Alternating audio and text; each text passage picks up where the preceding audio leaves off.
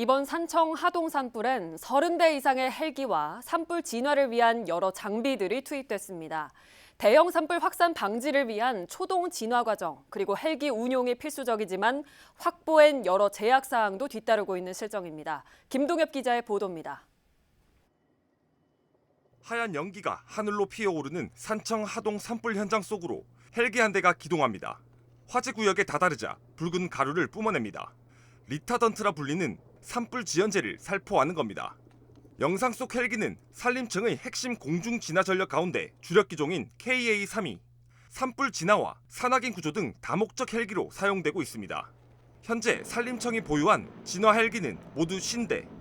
이 중 해당 기종은 29대지만 8대는 러시아 우크라이나 전쟁으로 부품 교체를 진행하지 못해 지난해부턴 진화 현장에 투입되지 못하고 있습니다. 이런 가운데 산청과 하동, 의성, 울주까지 동시다발적으로 산불이 이어지자 대형 소방 헬기 등 선진 장비 도입 필요성의 목소리가 어느 때보다 높아지고 있습니다.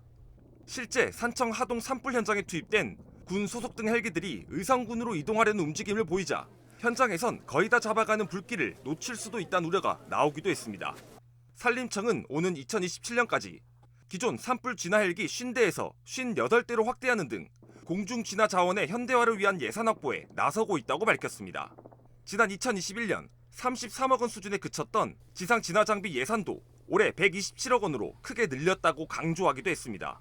하지만 산불뿐만 아니라 산사태와 병해충 방제 체계 구축, 산림산업 활성화 등 분야별 주요 사업에 투입되는 예산도 무시할 수 없어 당장 빠른 장비 도입은 어려울 것으로 전망됩니다. 감소한 관련 예산도 발목을 잡고 있습니다. 실제 올해 산림청의 산림 헬기 도입 운영비는 약 930억 원으로 이는 지난해 1,100억 원에서 16.5% 감소한 수준. 결국 민간 업체에서 운영하는 임차 헬기에 의존할 수밖에 없는데 이 역시 업체가 한정적이라 수요를 충족하기 어려운 것으로 전해집니다. 대형 산불의 초기 진압에 중요한 역할을 하는 진화 헬기. 담수량 5,000리터 이상의 초대형 진화 헬기와 대형 수송기 도입 요구 또한 커지고 있는 가운데 이번 산불로 인해 진화 장비 도입 확대의 목소리는 더욱 높아질 것으로 보입니다. SCS 김동엽입니다. 지금 이 기사 가장 먼저 저녁 7시 반에 유튜브 서경방송 채널에서 보실 수 있습니다. 서경방송 뉴스 채널을 구독해 지역의 소식을 보다 빠르게 만나보세요.